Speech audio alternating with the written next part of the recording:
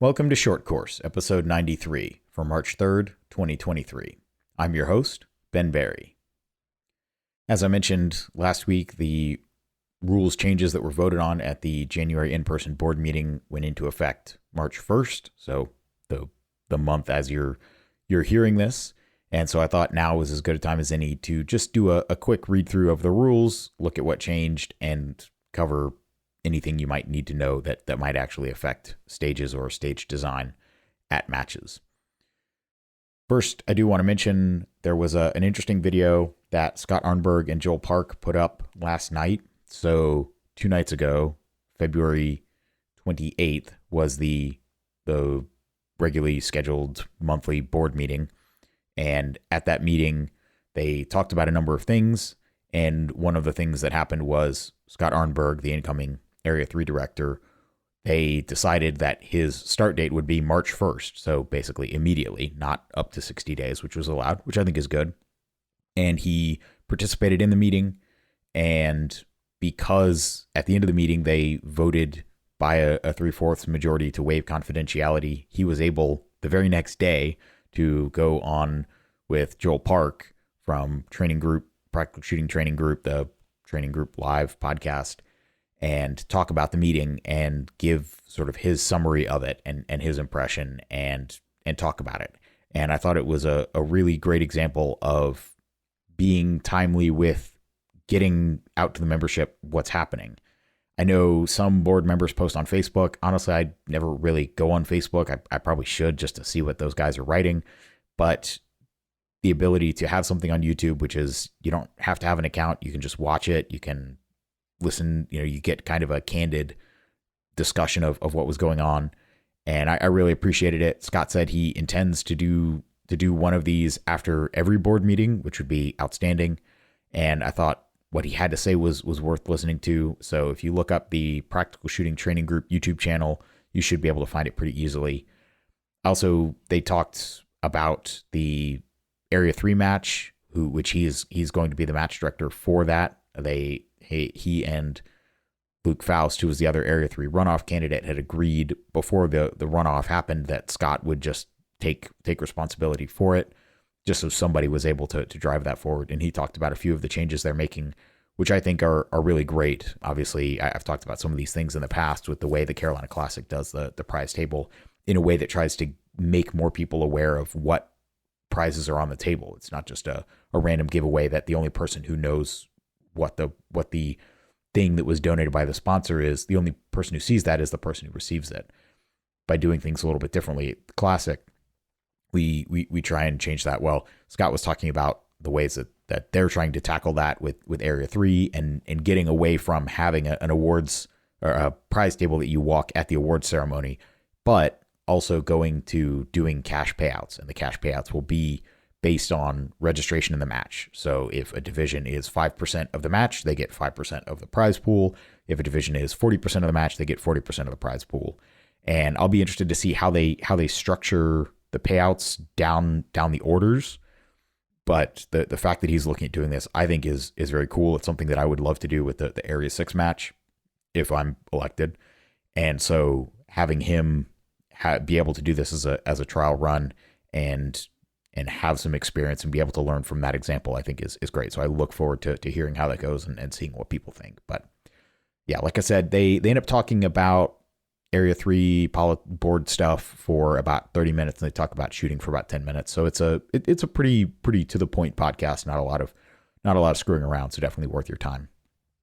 But what I wanted to, like I said, give a quick rundown of are the actual rule changes that may have some kind of meaningful effect on the sport as you actually encounter it. I'll skip over the stuff that's just wording clarifications and moving definitions around, but keeping the definitions fundamentally the same, because at the end of the day, it's just reorganizing the existing information.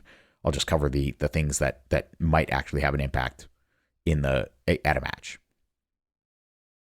Which I say that, but actually so the first rules that I think are worth talking about are the ones that redefine short, medium, and long courses to being based purely on round count. No longer, it deletes all mention of the idea of a short course must have no more than 2 shooting locations, medium course no more than 3.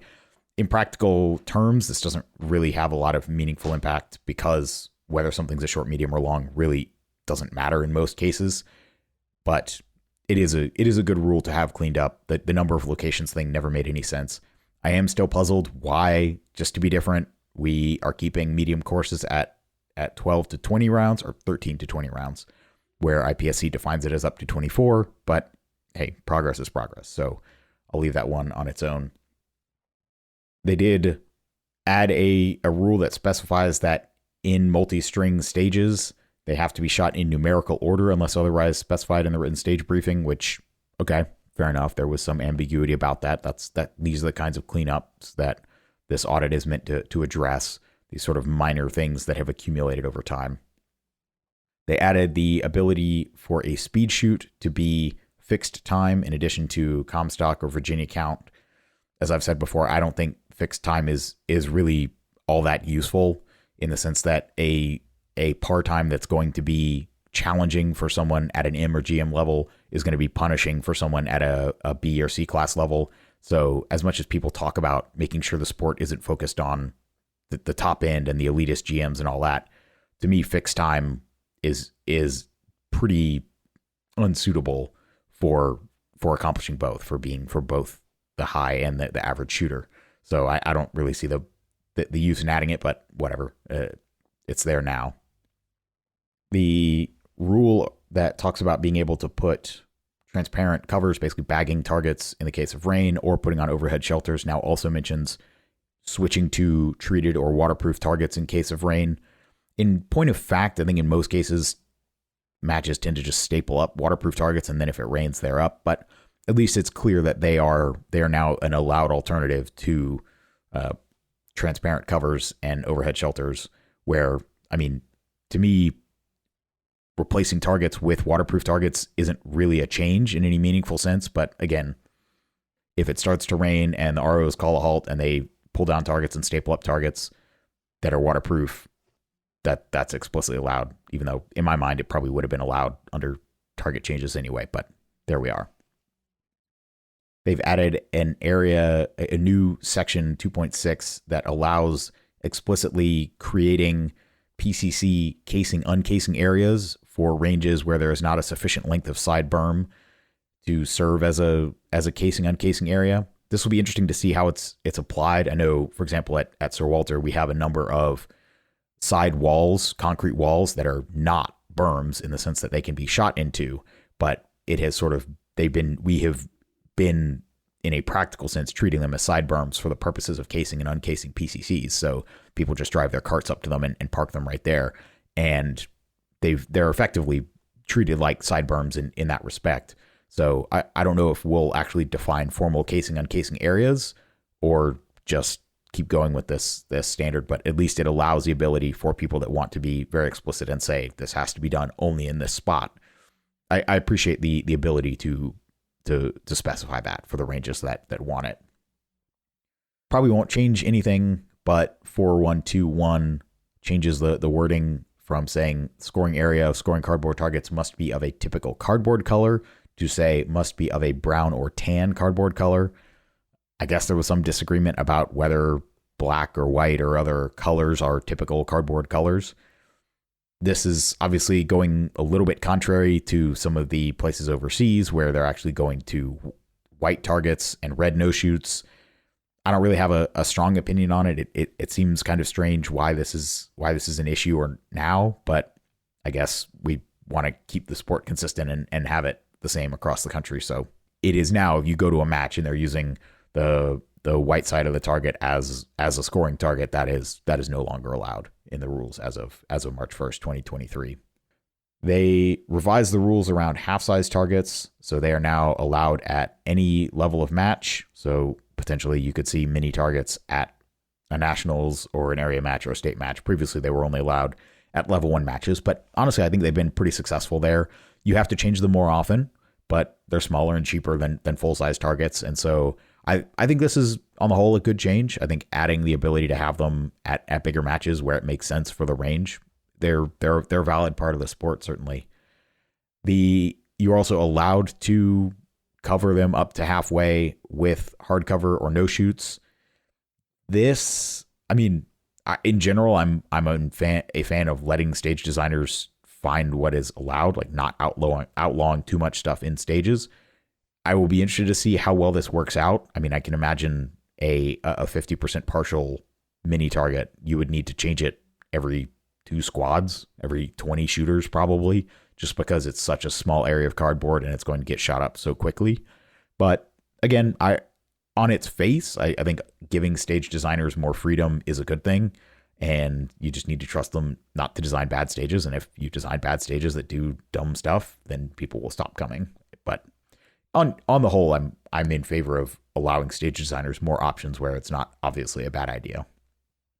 On the flip side, the next rule changes it so that metal plates can only be used at level 1 and 2 matches, so not at area matches and nationals, which Hopkins had a good point on some podcast I was listening to him talking about this on, where he was saying they were using metal plates at the World Shoot without any problems because they had bases that could take getting shot and not fall over. So this feels a bit to me like throwing the baby out with the bathwater rather than trying to fix the problem and either mandate that plates used at bigger matches have some kind of base where they won't fall when shot. They just threw them all out, and so no more plates at area matches and nationals. And I find, I will say, if you're reviewing the rule changes, looking at the actual December rules audit document that's got the 3 columns or 4 columns is actually a lot easier to read, and it has the justification on it. And on there, whoever prepared this document says as the justification for this one, as we have long discussed, plates at higher level matches cause numerous reshoots and are rarely consistently scored throughout the country. I'm not sure what consistently scored throughout the country means. I'd be curious about that. But then they say, add the Texas Stars, various types of plate racks, and other devices, and you see various horror stories at all level of matches. Well, yeah, I agree with that. I mean, if there was a rule that said the sort of inconsistent things, like if we could draw the line and say Texas Stars are out, but plate swingers are in, I don't know how exactly you draw that line. But yeah, to me, like a Texas Star, a Polish plate rack, I mean, that stuff just adds nothing to the sport. It's a gimmick that once you learn the tricks, it's not that hard. But at the same time, I think every level 2 match director, well, I would hope every level 2 match director in the country knows that including something like that at a level 2, much less a area match or a nationals match, is a bad idea. So we don't see those. So that really seems sort of secondary to what they're addressing with this rule. So again, I think metal plates are really cool. I think especially 2-piece poppers are very forgiving. I think having a metal plate that really punishes shooting high or low as well as left or right, I think it's a higher test of accuracy. I mean, certainly a metal plate, an 8-inch metal plate, is a harder target than even a mini popper, just because some mini poppers will fall if you hit them below the calibration zone, especially if you're shooting major. And so a plate is a more difficult target. And so taking that off the table at area and national matches, I mean, I'm not a fan of this, but it is what it is. So no more plates at areas and nationals. There are a few rules that hopefully you won't run into, but the rule around changing the position of your belt equipment, 5253, as well as some of the other rules around shooting a stage with your holster too far from your belt or in an incorrect position, or mag pouches too far from your belt. So those are in 525 and 527. So they have added 5210, which specifies the penalty for violating that rule, which I think is good. It's always a bit of an issue when the rules say something isn't allowed, but they don't specify what the penalty is. Is it a bump to open? Is it a DQ? Is it a 0 for the stage? Is it a procedural? So here, if you violate the rules around holster position, magazine pouch position, or removing holsters and allied equipment on the belt during the match, those all result in a 0 for the stages where that was an issue. I know I talked in previous podcasts about being worried about the wording of this. Hopefully no one's going to go out of their way to try and give people 0s on stages because their belt is out of the way. Like the rules say once you are notified that you're out of compliance, you have to fix it before starting the next stage. And I guess if you then knowingly go to the next stage and don't tell the RO and don't fix it, then yeah, okay, you're cheating. You deserve a 0 for that stage because you've been told. But as long as competitors are given a chance to fix it, and nobody's out hunting to give people zeros over this, which I don't seriously think anybody will, I like this. I think it's good to have both what the rule is and what the penalty is clearly specified. So this is good. They updated the rule around keeping your finger out of the trigger guard. So it used to be worded so that it said failure to keep the finger outside the trigger guard while clearing a malfunction where the competitor clearly moves the firearm away from aiming at targets. And they deleted the second half of that. So it just says failure to keep the finger outside the trigger guard while clearing a malfunction, which I think is true. I mean, even if you're aiming at the target, keeping your finger on the trigger while you're racking the slide or doing anything else is not safe. Whether the bullet would go in a safe direction or not, it's not a safe thing to be doing. So I think this is a good clarification. They also revised the rule, which again, I don't think this will really impact anybody because I've never actually seen this rule enforced. But there was a rule that said that you should put the safety on your gun when moving between positions or targets, and nobody did that. Nobody does that. And it's definitely not something that was not enough to really issue a DQ. So it was kind of one of these things that was in the rule book, but not really enforceable. And I think it doesn't accurately portray what people do at matches. So if someone's reading the rule book and they think, wow, I got to put my safety on between every target. No. So that's gone, which is good. They added the ability to use Virginia count for medium courses. Again, I think Virginia count is just generally a bad idea. It penalizes calling your shots and shooting makeup shots. I know that there are certain scenarios where it's basically useful for one-handed shooting. So doing the kind of shoot some targets freestyle, reload, shoot some targets with one hand. By making it Virginia count, you can't shoot extra shots during the freestyle portion. So I get it for that, but I would actually like to see one-handed shooting addressed in other ways. Like I mentioned last week, I actually did reach out to Frank Rizzi and ask why the rule was taken out of consideration about being able to specify one-handed shooting for a whole short or medium course. And I understand that is actually a pretty significant change to the rules, but I would like to see something like that. Or at the Outlaw match where I designed the stages, one of the reasons I like it being an Outlaw match is I can experiment with stuff that isn't USPSA legal. And so one of the things that we did is we had a little 12-round short course, and I just specified that all the shots through the port. So this was basically set up where around the left side of the wall, you could see 3 shots. Around the right side of the wall, you could see 3 shots. And then through the port, there were 3 paper targets. So 6 shots through the middle. So it's a 12-round stage. But I was trying to think how you could make one-handed shooting a part of a stage that was also easily enforceable. And this actually worked out really well. So like I said, I made it so all shots through the port had to be taken strong hand only.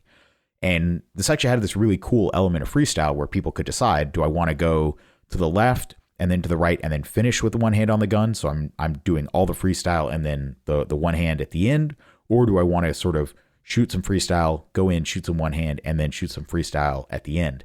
And I thought that actually added a really interesting nuance to the stage. So I don't know how you write the rule to allow that kind of thing in USPSA, but having a rule that says you can specify either a position or a view from which one-handed shooting has to be done, I think that would be interesting. It would be a way to, throw 6 or 8 rounds of one-handed shooting in the middle of a stage, and you can choose when you want to do it. It's sort of like a low port, right? Do you want to run around, shoot everything else, and then go to the low port at the end? Or do you want to go to the low port and then get back out of it? I thought it worked really well. Again, I like to experiment with stuff like that. So I'd like to see one-handed shooting handled in that way. I would not like to see Virginia count medium courses. Like, to me, that's the only point of Virginia count is that kind of one-handed shooting, and adding it to medium courses is kind of pointless in that sense. But it's allowed. Maybe you'll see it. I kind of doubt it. I think most people hate Virginia count too, so I doubt you'll really see it. They also add the ability to run fixed time speed shoots in medium courses. Again, I think fixed time is really not equitable across the classifications. So I don't really see the need to expand its use. As I mentioned previously, there was actually a rule, I'd never seen it used, but there was a rule that allowed you to specify in the written stage briefing that you could not leave the shooting area for a given stage. They've deleted that. Again, I don't know why. Nobody really used that rule. And I think it actually would be cool now that people's attention has been brought to it. And again, I don't really understand the point of giving level 1 match directors fewer tools in their toolbox, because a lot of level 1 match directors are limited on props, limited on setup, limited on space. So to me, taking this away doesn't make the sport better in any meaningful way. So I'm kind of confused by it, but it's gone now. So I don't know if you've ever seen a stage like that. I never have, but I'm kind of bummed to know that it's not an option anymore, because I probably would have started designing some stages to use that rule if it were kept in. They revised the rules around you can now check your dot on your PCC when it's pointing up in the air or pointed straight down. As long as it's in the condition where you can handle it safely walking around the range, you can check your dot, which again, there were some people apparently that were throwing out DQs on PCC guys for looking at their dot or touching the buttons on their PCC without being in a safe area, adjusting the dot, because the way the rule was worded did not allow that. Basically saying that PCC, he used to say all other gun handling with the PCC, e.g. sight pictures, turning dots on and off, must be accomplished in a safe area or under the direct supervision of a range officer. So, it was pretty clearly worded that you could not do that, but that was, to me, that's unnecessarily harsh. Letting PCC guys press the button on their dot while it's pointed safely up or down. Yeah, great. Good change. They have clarified that the $100 arbitration fee, match fee or arbitration fee, has to be cash only, and instead of forwarding it on to DNROI, or not DNROI, to NROI, if the competitor loses the arbitration, it just goes to the match, which is pretty much what I think most matches were doing anyway. All good there. They add a new definition for holstered, which I find contradictory. So it says the point at which a handgun is inserted or engaged into the holster so as to not allow access to any portion of the interior of the trigger guard. Holstering begins when the handgun muzzle enters the holster or trigger guard enters block. So to me, it's either when, in the case of a Kydex holster, it's either when the muzzle enters the holster or when the access to the trigger guard is blocked. But it can't be both. I mean, when you imagine inserting a handgun into a Kydex holster, those two things are not the same. And they're basically treated, the two definitions are given in this one rule. So, and obviously I think this mostly comes up with regard to having the hammer decocked or the safety on when holstering a hot handgun. At what point is the handgun considered holstered, and is a DQ appropriate for holstering the gun? You got to draw that line somewhere, and it was kind of ambiguous before. But to me, this definition in the case of a non-race holster it's sort of contradictory. They also did go through with the redefinition of compensator to be a device or machining integrated into the slide and or barrel to counter muzzle rise, usually by diverting external escaping gases. Again, I don't think this is the best redefinition of the term. I think something that explicitly identifies the mechanism of action of trying to reduce felt recoil by diverting gases, whether that's through the slide, through something attached to the end of the muzzle, or people are talking now about frame mounted comps, which aren't technically comps. The whole thing of trying to police it by the physical location versus the mechanism of action, to me is backwards. But that is now the rule. So one of these new SIG 17 round X macro or 320, whatever the 17 round full size carry optics gun that potentially would have been carry optics legal with one of these integrated slide comps, not legal now.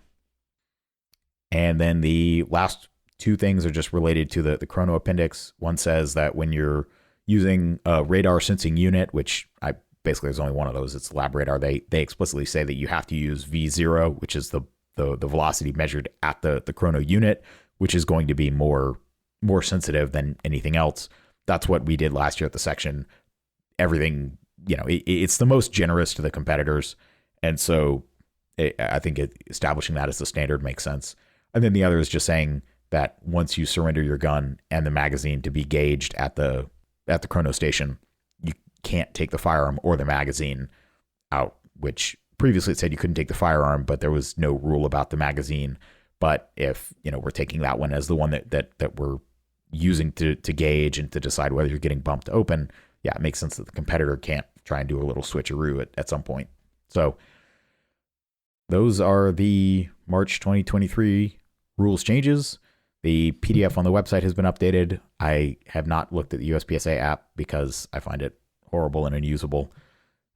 As far as I know, the 22 series are still not usable in the classifier calculator for no apparent reason, except the fact that the app hasn't been updated since 2020. So I don't tend to use the app. I just keep a PDF on my phone. So I will make sure to update that PDF, and maybe one day we'll get back to actually printing paper rule books. The whole reason to not print paper rule books was because they were going to the Evergreen rule book so they could change it all the time, and then they haven't changed it in a year and a half. But to me, again, I still think get the rules right, actually put the effort into catching all these little things before you print them, and then have an actual printed rule book that can last for more than a few years. But that's another discussion for another time. These are the rules. This is where we're at. That wraps up this episode of Short Course. My email is ben@berryshooting.com. Talk to you next time.